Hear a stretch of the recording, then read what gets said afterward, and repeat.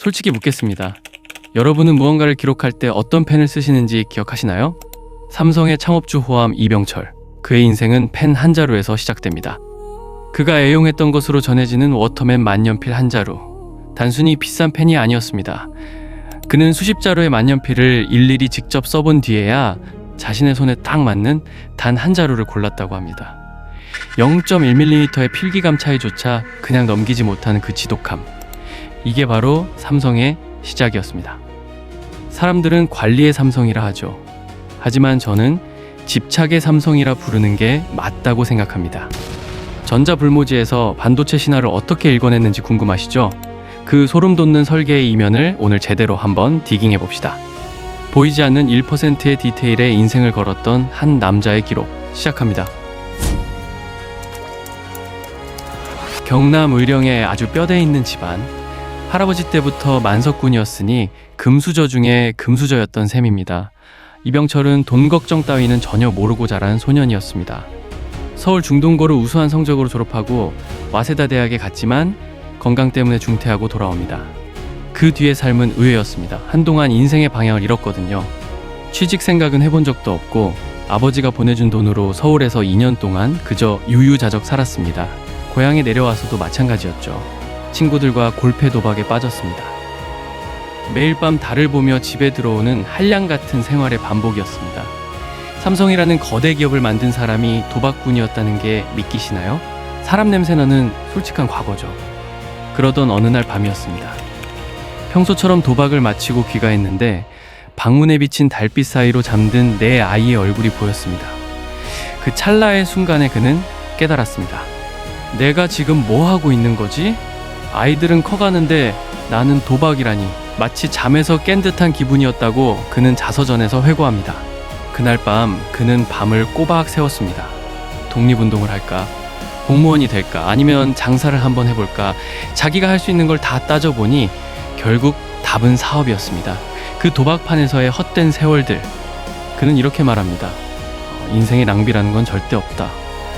실업자가 10년 낚시만 했어도 그 속에서 무언가 느꼈다면 그건 소중한 체험이 되는 거다.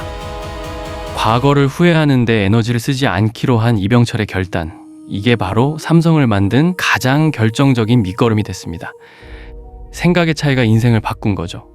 이병철은 아버지에게 받은 쌀 300석을 가지고 사업을 시작합니다. 마산에서 협동 정미소를 차렸죠. 근데 사업이 말처럼 쉽나요? 처음엔 아주 참담한 적자였습니다. 쌀값이 널뛰고 기계는 고장나고 보통 사람 같으면 포기했을 텐데 이병철은 현장을 직접 팠습니다. 기계가 돌아가는 회전수부터 버려지는 쌀겨 한 줌의 무게까지 모든 데이터를 직접 기록하고 손익을 맞추려 발악했습니다. 그 결과 1년 만에 흑자로 돌렸죠. 이어서 운수업에도 진출했습니다. 돈 냄새를 맡는 감각이 깨어난 거죠. 이때 그는 경영의 기본을 배웠습니다. 현장엔 반드시 답이 있다. 숫자는 절대로 거짓말하지 않는다. 데이터에 기반한 경영의 뿌리가 이 마산 정미소 시절에 박혔습니다. 1938년 대구 서문시장 한복판 삼성상회라는 간판을 걸었습니다. 별삼, 빛날성. 작지만 영원히 빛나라는 뜻이었죠. 주요 품목은 건어물과 국수였습니다. 근데 이 국수가 기가 막힙니다. 이병철은 국수 가닥의 굵기에 아주 병적으로 집착했습니다. 식감이 좋아야 단골이 생긴다. 그는 밀가루 배합을 수차례 바꿨죠. 사람들은 무슨 국수 굵기를 그렇게까지 따지냐고 했지만 그 집요함이 별표국수를 대구의 명물로 만들었습니다. 품질이 신용이라는 철학의 시작이죠. 하지만 태평양 전쟁이 터집니다.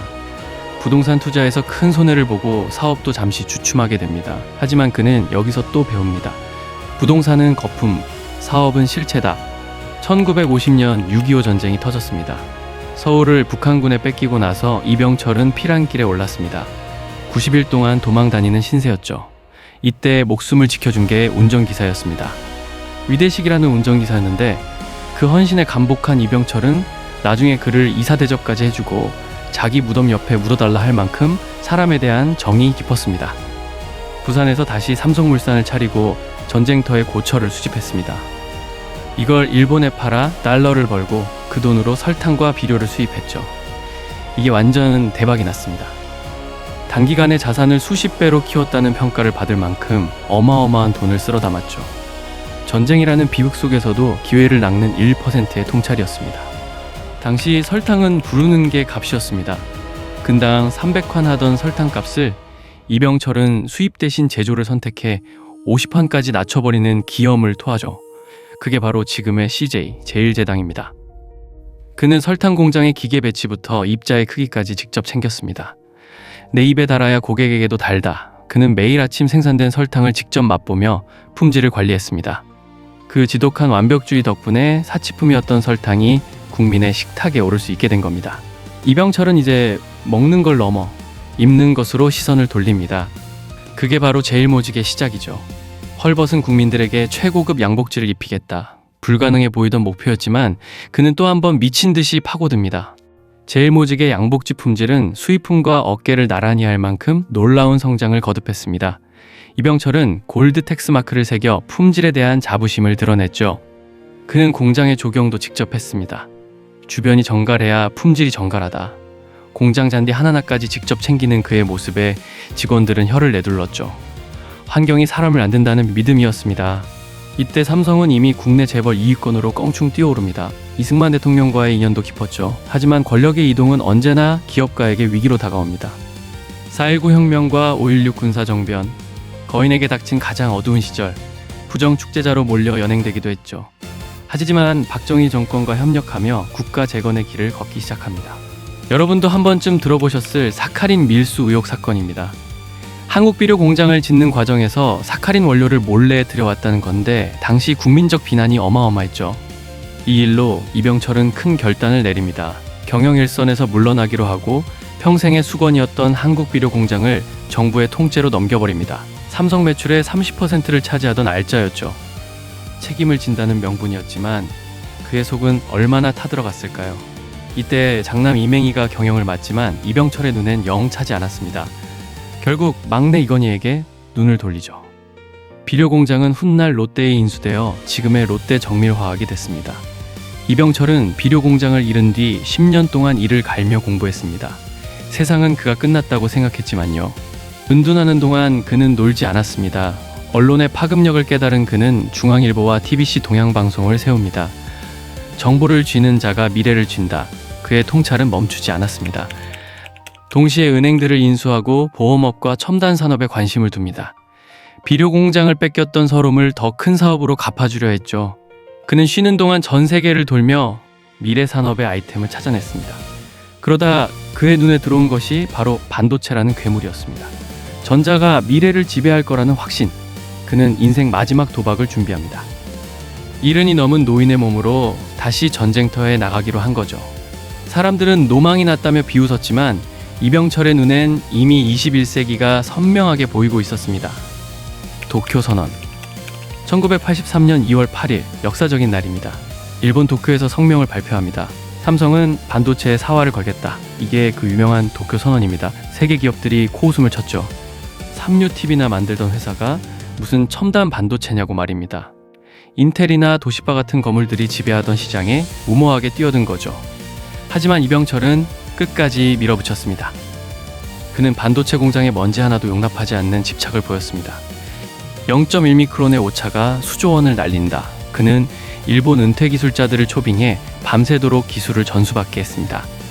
자신도 이해하기 힘든 공학 서적을 돋보기를 써가며 읽고 또 읽었습니다. 이건 단순한 사업이 아니었습니다. 대한민국의 운명을 건 사투였죠.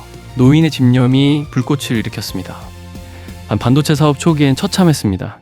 미국과 일본 기업들이 담합해서 반도체 가격을 폭락시켰거든요. 3달러 하던 게 20센트까지 갔습니다. 팔수록 적자가 나는 구조였습니다. 한 해에만 1,300억 원의 적자. 직원들은 이제 제발 그만하자며 눈물로 건의할 정도였습니다. 하지만 이병철은 단호했습니다. 내 눈엔 돈이 보인다. 더 투자해라. 그는 오히려 기술 개발 속도를 경쟁사보다 3배나 높여버립니다.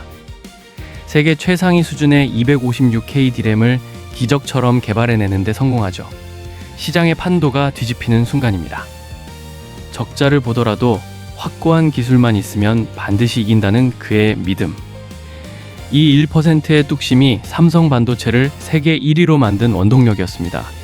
그는 미래를 미리 보고 있었던 겁니다. 사람들은 관리의 삼성이라 하죠. 그 핵심은 이병철의 인재론입니다. 그는 신입사원 면접에 빠지지 않고 직접 참여해 사람을 골랐습니다. 관상가를 옆에 앉혔다는 유명한 일화. 그만큼 사람을 집요하게 봤다는 거죠. 의심스러우면 쓰지 마라. 쓰기로 했다면 의심하지 마라. 그는 뛰어난 인재를 영입하기 위해 자신보다 연봉을 더 주기도 했습니다. 전용기를 띄워 박사들을 데려오고 최고의 대우를 해주며 지켰습니다. 결국 기업은 사람이 만든다는 걸 누구보다 잘 알고 있었기 때문입니다. 삼성의 인재풀은 그렇게 쌓였습니다. 사원식당의 밥맛부터 화장실 청소까지 최고의 인재가 일하는 곳은 모든 것이 최고여야 한다는 그의 생각. 이 사소한 디테일이 모여서 세계 초일류 기업 삼성을 만들었습니다.